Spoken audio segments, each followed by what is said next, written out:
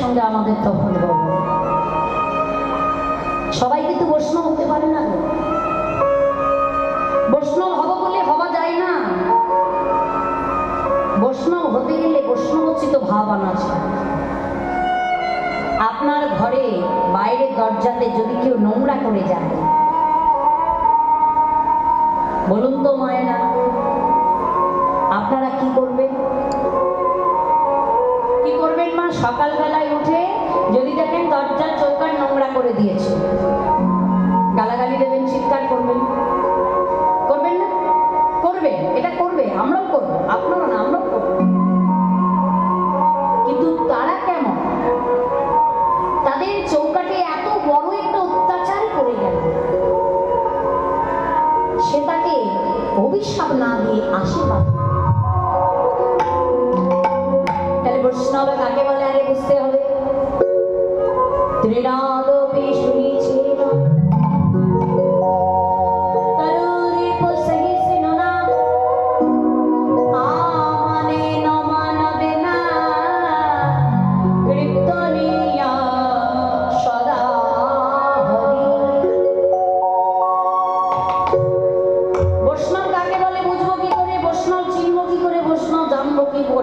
এই শ্লোকের মধ্যে বলা আছে।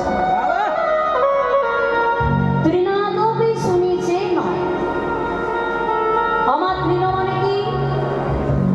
গুল্ম ঘাস। ঘাসের উপরে যদি আমরা পদদলিত মানে পায়ে ছেপে ছেপে চলে যায়,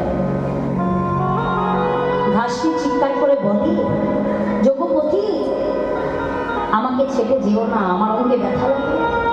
বলে বাবা? বলে না। দেখবেন হয়তো রাস্তাতে অনেক দুর্বা ঘাস, আপনি প্রতিদিন ওই ঘাসের উপরে চলতে থাকবেন, চলতে চলতে দেখবেন ঘাসগুলো আস্তে আস্তে দেখবেন শুকিয়ে যায়, মারা যায়, একটা রাস্তা তৈরি হয়ে যায়। আবার বর্ষাকালে যখন একটু জল বৃষ্টি হয়, রাস্তাটা একটু বন্ধ হয়ে যায়, দেখবেন আবার ওই জায়গাতে কিন্তু ঘাসগুলো মাথা চারা দিয়ে ওঠে। বৈষ্ণবদের ভাবটা হলো তদ্রূপ ভাব। আপনি যতই আঘাত করুন, যত পদদলিত করুন, তারা মুখে কিছু বলবে না, তারা ঠিক ভগবানের চরণ প্রাপ্তি হওয়ার জন্য তারা ঠিক একদিন মাথা চারা দিয়ে দেবে। হরি বল। তাই বলে ত্রিনাদপি শুনিছে না,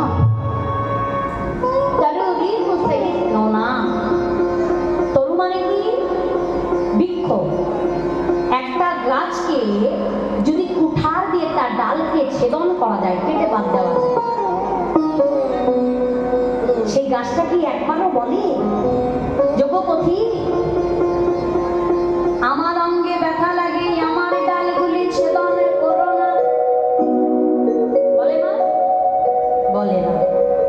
দেখবেন ওই গাছের ডালগুলো আমরা কেটে বাদ দেওয়ার পরে বেশ কিছুদিন যাওয়ার পরে ওই ভাঙা ডালের জায়গায় নবপল্লব দেখা যায়, ছোট ছোট পাতাবাড়ি।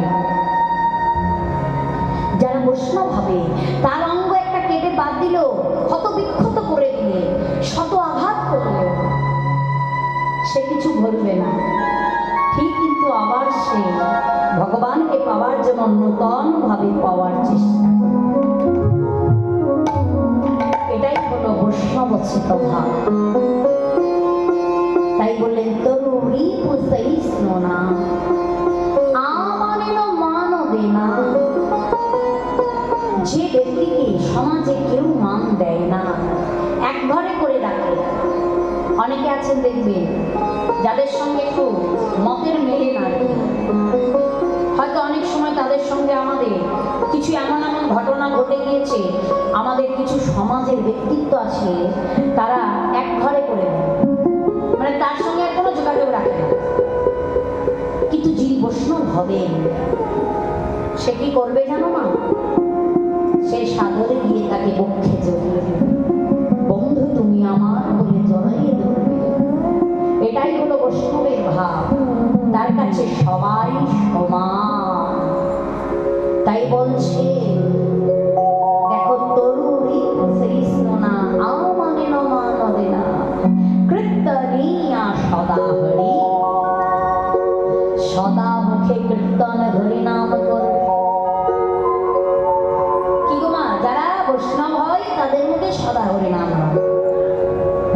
সেই বৈষ্ণবরা কি বলে যেন, ওরে ভাই যার মুখে ভাই হরি কথা না,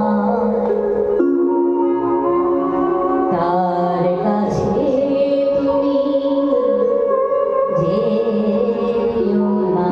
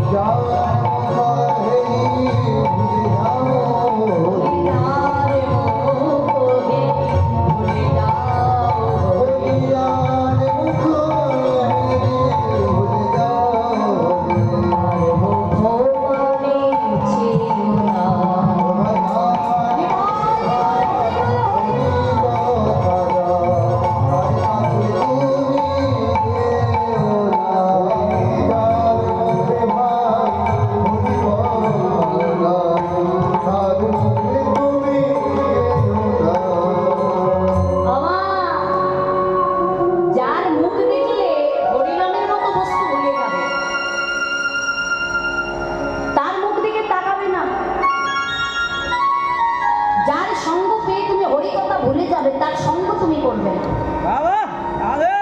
যার সঙ্গ পেয়ে দেখবে হরিনামের অপপ্রচার করছে, তার দিকে যাওয়ার চেষ্টা করবে। এটা হলো বৈষ্ণবের ভাব। তাই শ্রীবাস ছিলেন পরম বৈষ্ণব, তাই তিনি অভিশাপ না দিয়ে আশীর্বাদ করলেন। এবারে নয়নে জলে সব কিছু পরিষ্কার করলেন, সব কিছু ছাগমন্দ মদের হারা পরিষ্কার করি মা বউর কাছে। মা বউ বলছে, শ্রীবাস এত দেরি হলো কেন? দরজা খুলতে। প্রভু প্রভাতকাল হয়ে আসছে তো, আমি বৈষ্ণব দর্শন করছি। অন্তর্যামী গৌর হরি বলছে, এই জন্যই তো শ্রীবাস আমি তোমাকে বলি, শতগুণের অধিকারী বৈষ্ণব তাহারে বলি, শতগুণের অধিকারী বৈষ্ণব তাহারে বলি, শতগুণের অধিকারী বৈষ্ণব তাহারে। প্রভু শ্রীবাসঙ্গন পরিত্যাগ করে চলে গেলেন। গৌর হরি চরণ বন্দনা করছেন, শ্রীবাস প্রভু আমি কি কোনো অপরাধ করেছি? আমি কি কোনো ভুল করেছি? আমি কি কোনো অপরাধ কোনো ভুল করেছি? যে জন্য আমার দ্বারা অত্যাচারই করে গেল, আমি তাকে আশীর্বাদ করেছি। সেই বলতে শোনো শোনো, গৌরাঙ্গের গুণ গাও গুণ গুণ, গৌরাঙ্গের গুণ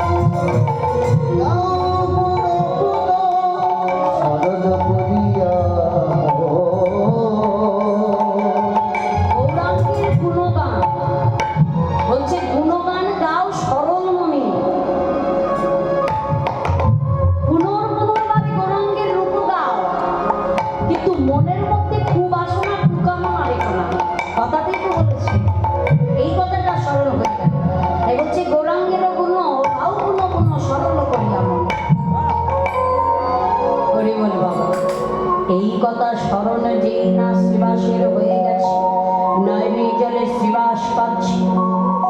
এইদিকে তন্ত্রের পূজারে চাপাল গোপাল একদিন নয়, 2 দিন নয়, 3 দিন পরে চাপাল গোপালে হইল কুষ্ঠ ব্যাধি। হইল কুষ্ঠ ব্যাধি।